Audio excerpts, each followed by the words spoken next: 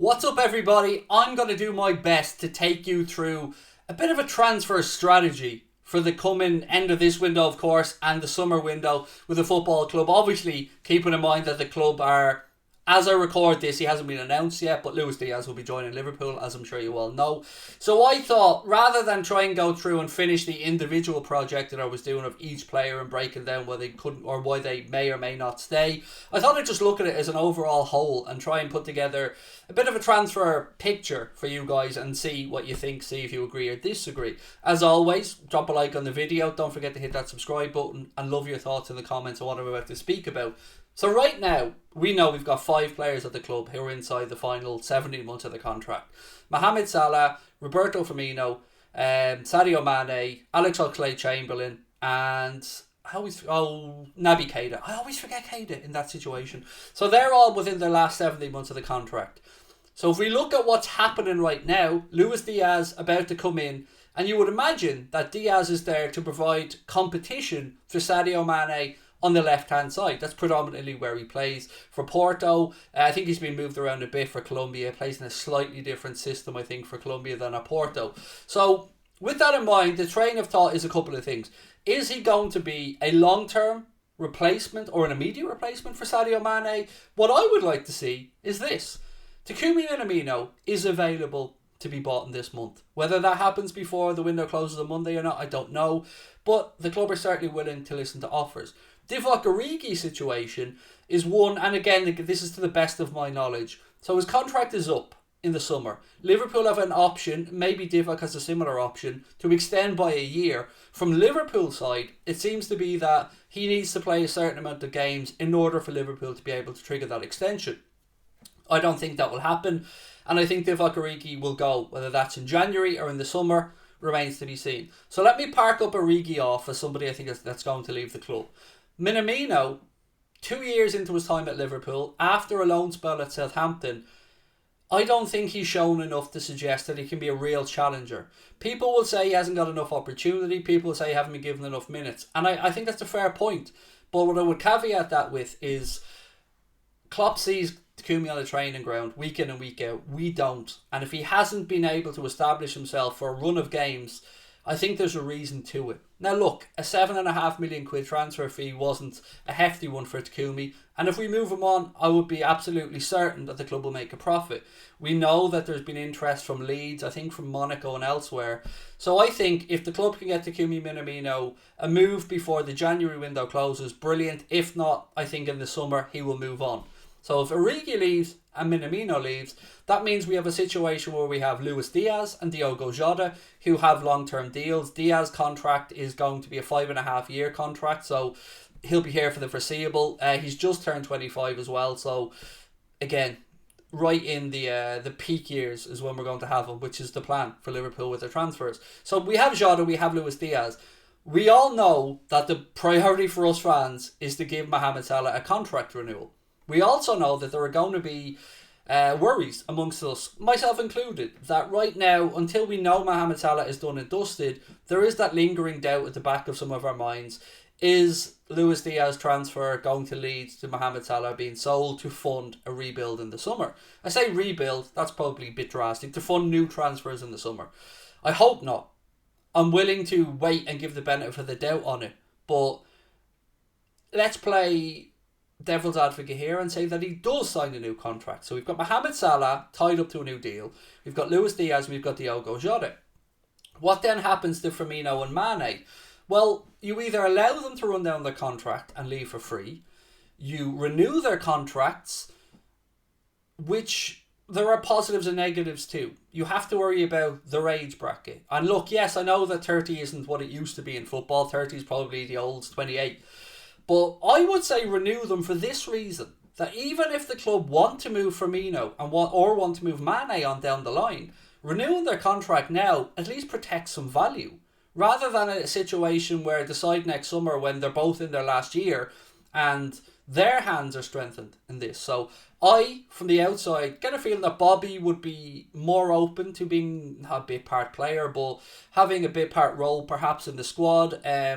And just imagine our 5 attacking options are Luis Diaz, Mohamed Salah, Sadio Mane, Diogo Jota and Bobby Firmino. there's no drop-off. To me, that is 5 players, and I would argue probably the best 5 attacking players at any club in world football. Yes, Diaz still has to prove himself. Jota doesn't have to prove anything anymore. He is top-notch. So I would love the club to go down that road.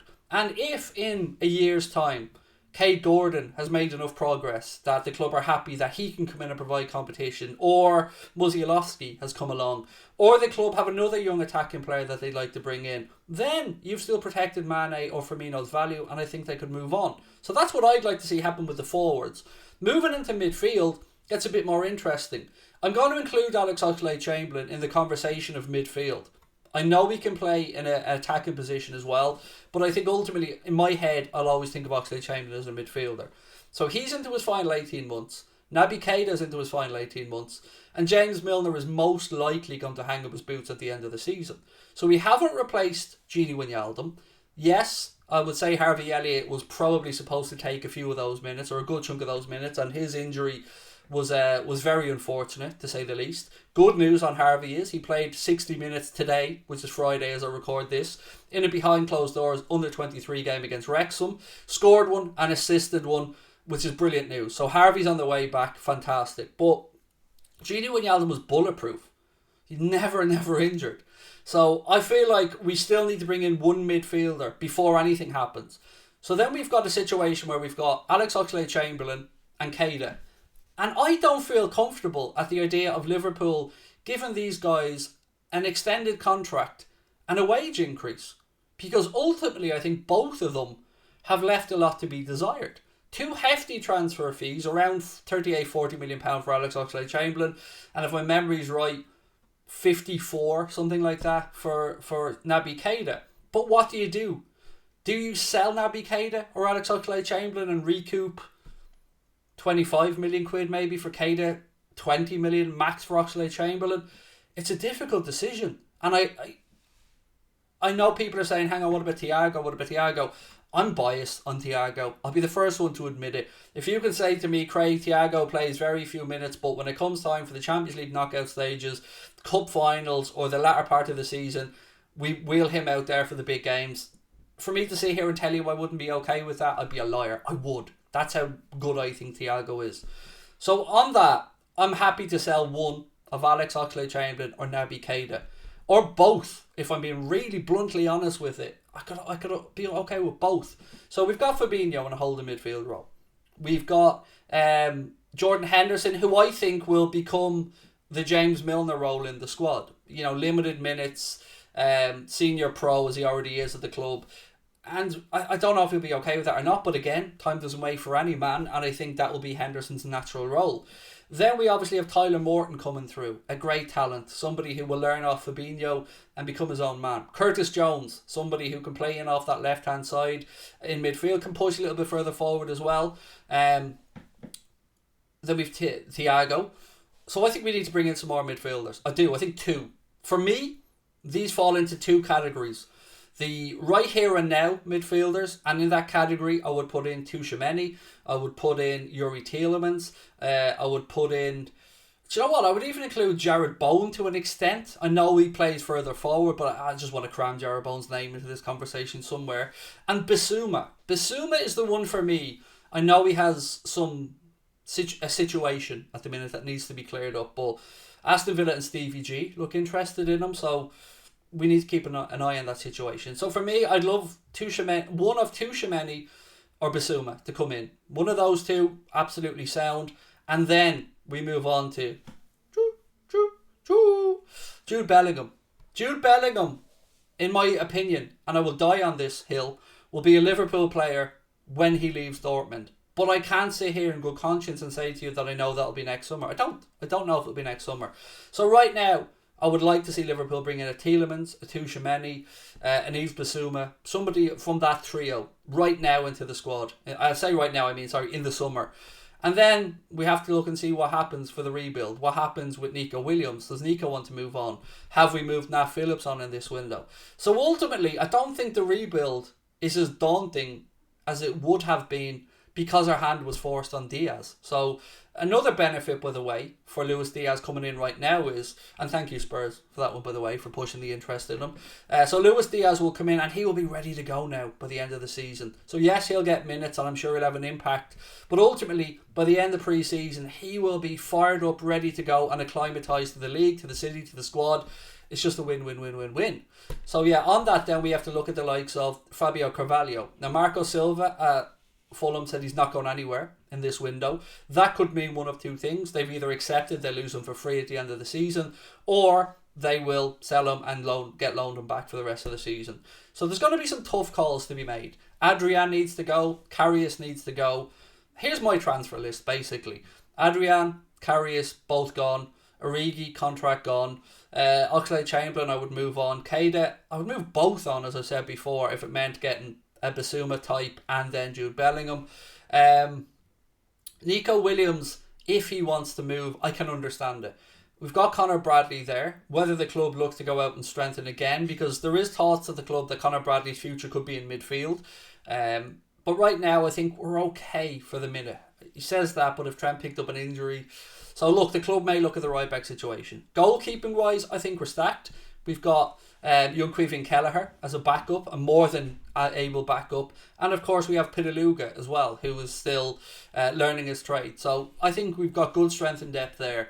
The centre-back situation, I touched on selling Joe Gomez. If we did sell Joe Gomez and Nat Phillips is left, then we definitely need to go out into the market and bring in a centre-back. And somebody who should challenge the other three lads, by the way. It shouldn't be somebody for the future. It should be somebody who can come in and challenge right now. So that's pretty much it with the transfers where I am.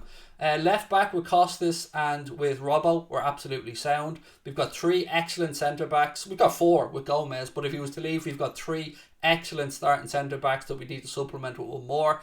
Midfield, we need to bring in a couple of bodies, and we've done some good work bringing in Luis Diaz. So tie down the lads to new contracts, hopefully bring in maybe one more attacking player if we want to be really flamboyant, which could see the likes of a Jared Bowen perhaps come in. I don't know if the Rafinha stuff is dead and gone now, but my worry is that if the clubs do pull the dirty one on Mohamed Salah, and I barely touched on this, that they will look for Rafinha or something to replace him. I hope that's not the case, because he can't be replaced. So that's my take on the transfers.